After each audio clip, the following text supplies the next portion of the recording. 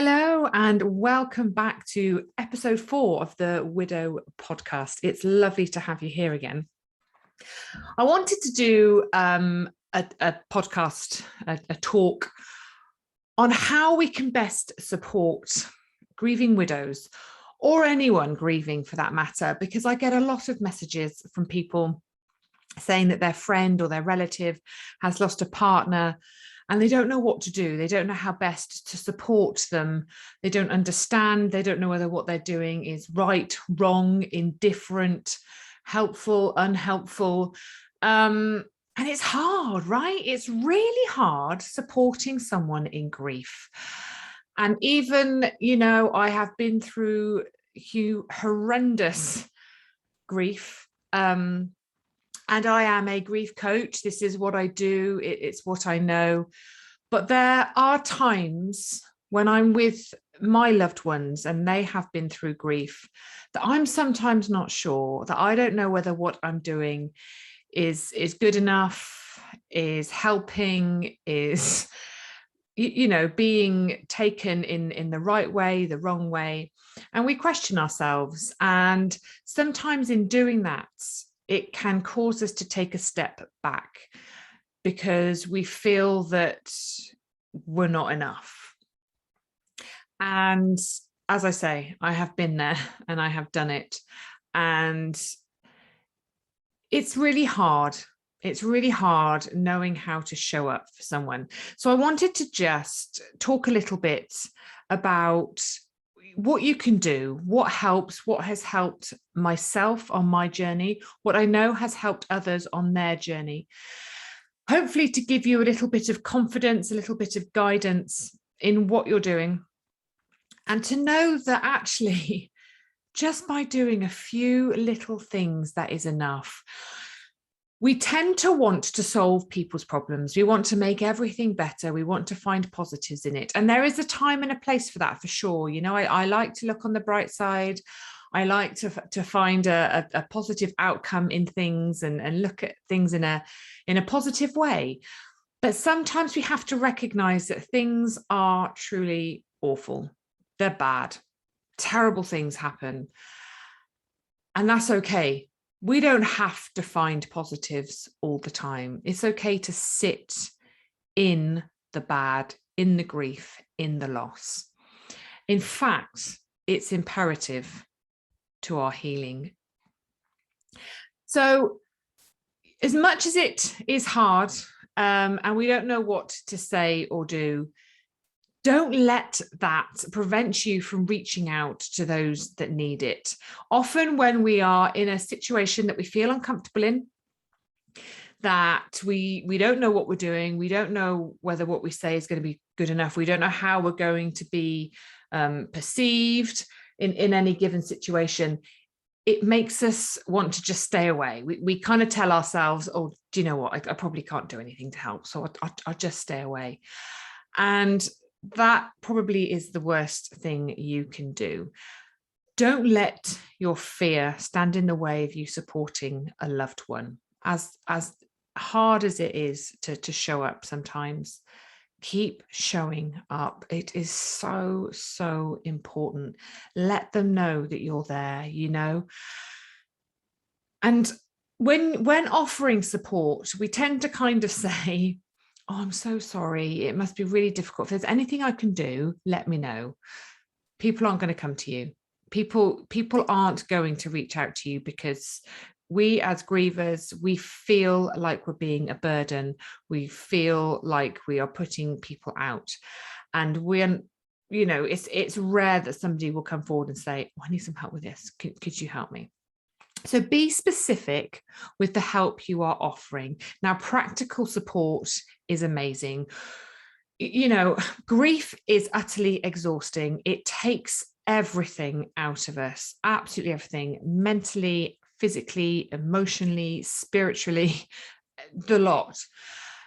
So practical jobs, clean the house, do the food shopping, deliver meals, cut the grass, do the gardening, take the kids out, washing, ironing. I mean, the list is endless. Okay. Now, I'm not saying that one person has to show up and do all these jobs. The one thing that was absolutely brilliant for me in my grief, and I think helped everyone trying to support me as well. And I know this has helped many others. I had a wonderful conversation with Gary Andrews, Gary Doodle, Gary Scribbler. He's brilliant on Instagram with his drawings that he does. And he had a support group like this set up as well. And he said it was wonderful for him. The people that want to support you, get them to create a group, whether that's on WhatsApp or Messenger, however they want to do it.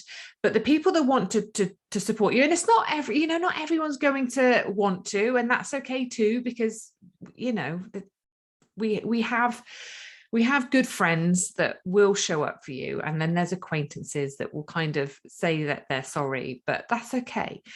So the ones, the friends and the family that want to show up, create a support group where they can all connect and talk to each other. So when you need something, they can go into the group and they can say, Karen's really struggling. She needs some help with some paperwork. She needs to be taken somewhere. She needs someone to do the gardening for her. The others in the group, they all know their strengths and their weaknesses and the time constraints that they have, and they will offer what they can where they can. They are then not feeling obliged to say yes to you because you are asking them directly. And there's other people in there to take some of the pressure of it. And also, if it's a group of women, they will have husbands and they can say, oh, my husband might be able to help do that. If somebody's practical, with form filling or accounts, or somebody's helpful around the house with DIY, all these little jobs that, it's just typical, isn't it, that the washing machine packs up or the boiler blows, or, you just need someone to come around and have a look and take a look at these things. So that's really helpful. But also in terms of, if somebody sees you and they can see that you're struggling, but they can't get to you for whatever reason. I mean, there were a couple of times that I turned up at school and it was very obvious that I wasn't able to hold it together. By the time I got home, I had somebody on my doorstep because somebody had seen me at school. They weren't actually able to get to me because they had their own children to pick up. They had to get to clubs and stuff, but they posted in the group of, just seen Karen, she's in a bad way. Can somebody get to her? Literally, somebody was on my doorstep within 5 minutes of me getting home. And I just broke down. And they would be there. And it's things like that. It helps the people supporting you to support you, because they need support too. It's very hard watching somebody you love go through something like this. And not only that, they often have their grief because they often knew your person. So they are also grieving, but they don't want to put that onto you. So it's nice for them to have that support for each other. It's also nice that, that there's something out there, a team to pick you up, to support you in the ways that you will need it. So that is one of the top tips, I think, for somebody, especially early in grief, in those very early days when you really don't know, you're back from your front. So that I would highly recommend doing that. Learn about grief. Learn how these things pan out. Grief is not something that is talked about, that is discussed, that we are even equipped to deal with in life. We're not taught about it. We're not prepared for it. People aren't honest about it. We're typically British, and when we lose someone we love, we kind of put our face on, we get up, we go out, and it's like, yeah, it's okay. It's a bit sad and I'm struggling a little bit, but I'm okay. I'm managing. That's not the reality of it. So, try and understand grief a little bit more. Understand that everyone will do it differently. Everyone, as much as a lot of the feelings and the emotions are similar, people will deal with them in different ways. There's no right or wrong way. There's no timeline in this.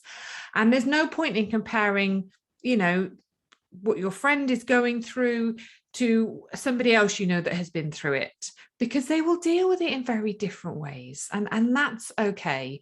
Just let them do what it is they need to do. Don't judge, don't criticize. Just understand that they are trying to navigate their way through a very, very difficult time. They don't know who they are. They don't know where they belong. They don't understand what's happened. It's not just the loss of their person they're trying to work through. It's all the secondary losses as well. There's so much. There can be homes, cars, financial loss, intimacy, holidays, relationships, careers, the loss of identity, the solo parenting. It honestly, and it keeps coming. Something will show up again, and you're reminded again that you're on your own and you have to deal with this on your own.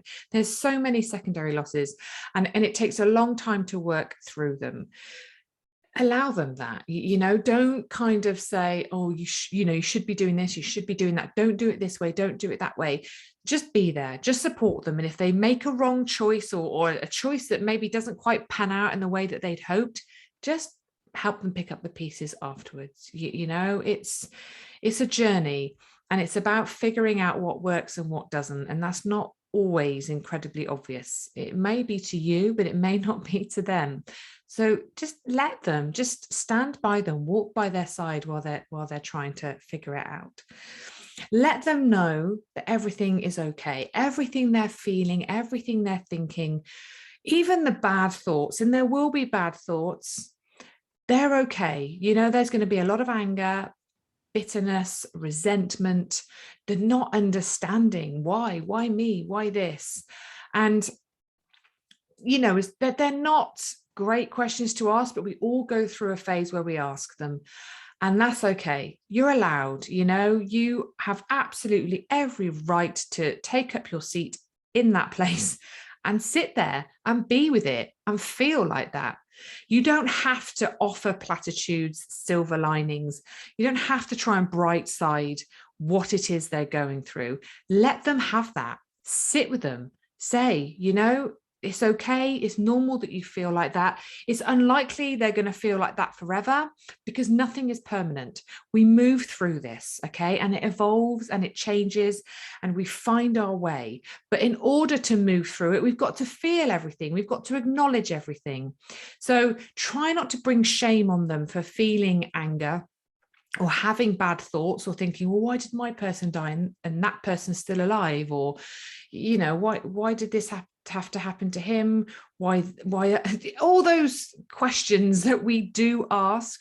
It's okay. They're not a bad person for feeling jealousy about others and their happiness. It's all part of the process. So let them have that. Let them sit in that space for a minute and just support them through it.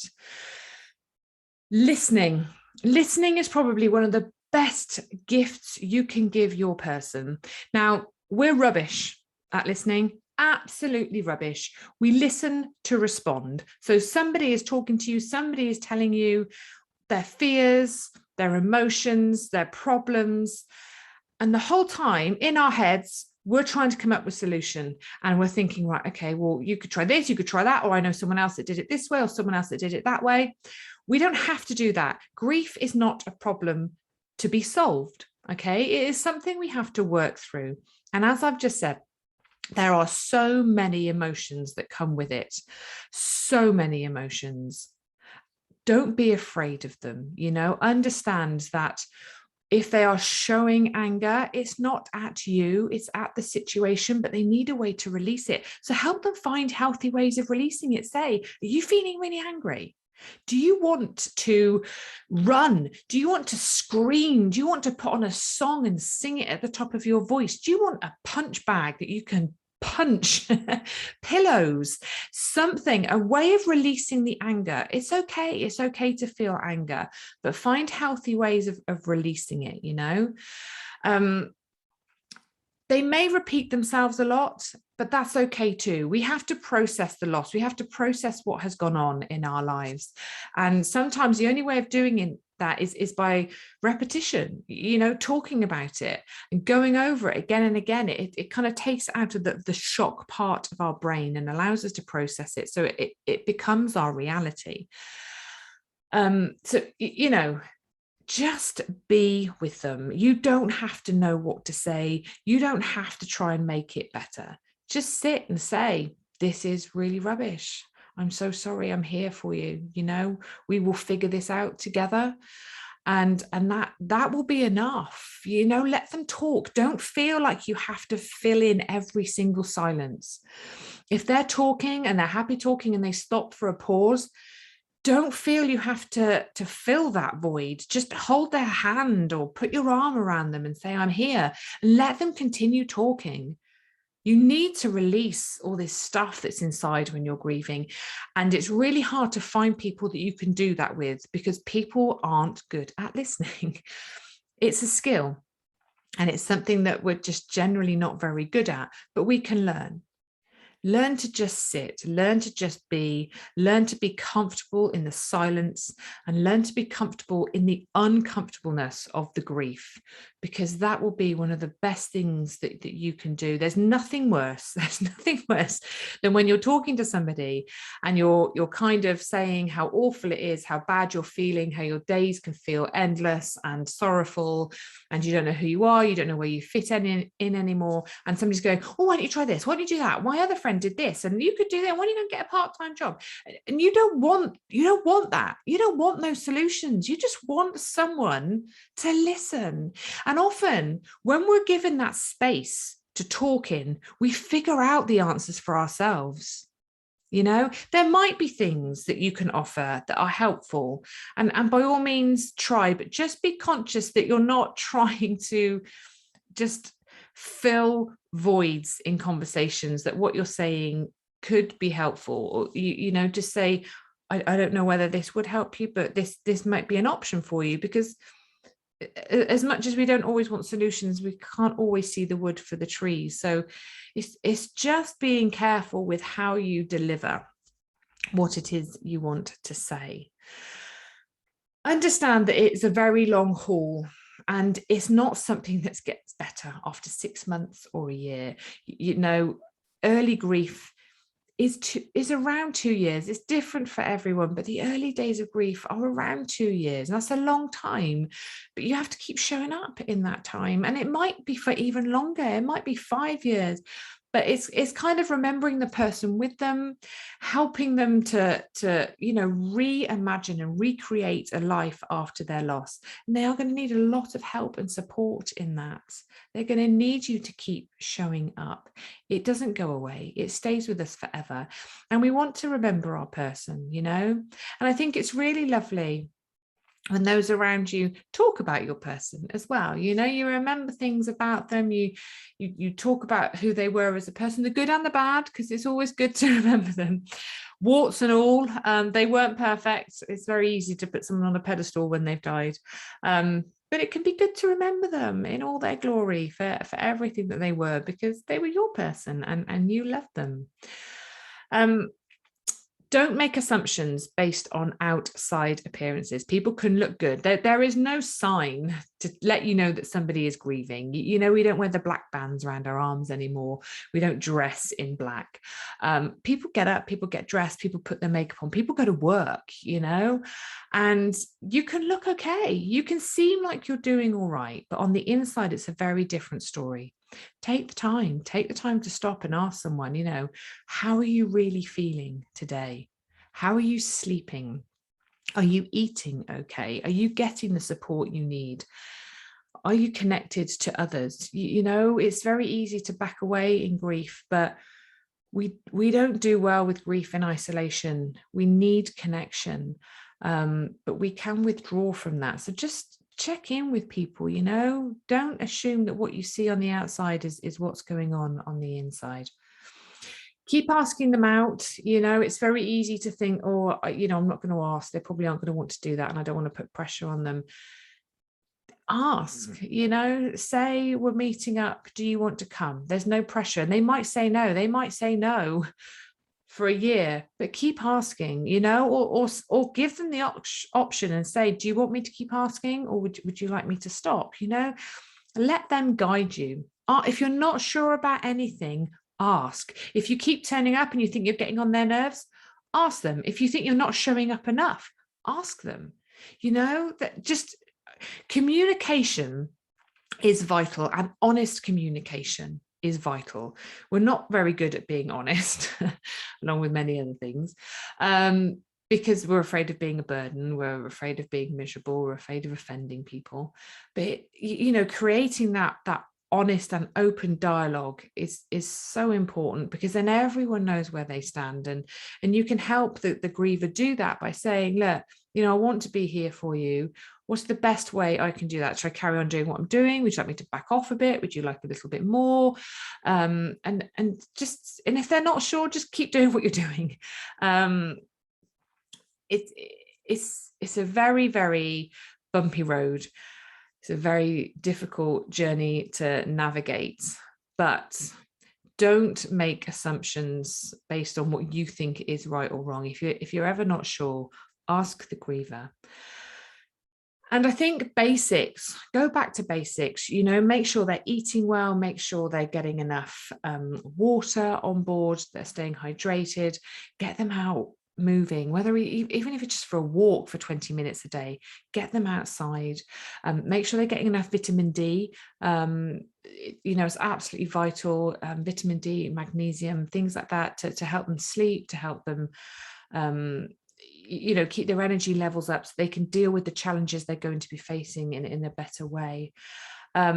Overwhelm, buy them a diary so that they can keep on top of everything they've got to do, and they're maybe a wall mounted one so they can check in on it and see where they've got to be, because your memory goes. A book, a journal, start journaling. That's brilliant for them to jot down things, or even a book for a to-do list, because again, it can feel very overwhelming, and it can help you bring some order into it, and offer to help, like I say, with the practical jobs to reduce some of the overwhelm as well. And just make sure they're getting enough sleep and rest. Let them know that that's important, that they need to look after themselves, that grief is exhausting in every single way, and it's not permanent. It's not going to be as heavy forever. It will become lighter and the days will become brighter, but it does take a long time, and in that time we have to learn self-kindness, self-compassion, self-love, but we also have to learn to lean on others a little bit more. We have to let people in, we have to show our vulnerabilities. And they're not easy things for us to learn how to do. But, if you are supporting someone, just keep an eye, just make sure they're looking after themselves. And if they need anything, just offer that support, find someone that can do that for them, and just keep checking in, keep showing up, listen to their woes and their worries, and just know that what you're doing is enough. I know it doesn't feel like it. I know it feels like what you're doing isn't helping in any way because they're still hurting so badly. But please know that everything that you do, every text message you send, every time you show up, every time you take them somewhere, it means so much. They may not show it, and it may not be for a while till they recognize how much that actually helps, but it does help. Take it from me. I don't know what I would have done without my support network around me. Genuinely, they picked me up, they carried me. At the time, I appreciated it, but now looking back, I can absolutely see 100% that is one of the biggest things that got me through. And it is one of the best determiners of how well we do through grief, in the support that we get from others, in the connections that we create with people. So know that, know that what you're doing is enough, and believe in that, and just keep doing it, even when you doubt yourself, because what you are doing is absolutely remarkable, and they would be lost without you. I hope some of that helps. I know it's not easy, but you are amazing. Make sure you're looking after you. It's hard work caring for someone who's grieving on top of your own grief in your own life. So make sure you're looking after yourself as well. And ask others to team up to help. It's a big job supporting someone going through something so big. But, again, you're amazing for doing it. And we'd be absolutely lost without people like you helping us in our darkest days. Thank you so much for listening, and I will look forward to seeing you again very soon. Take care, guys. Bye-bye.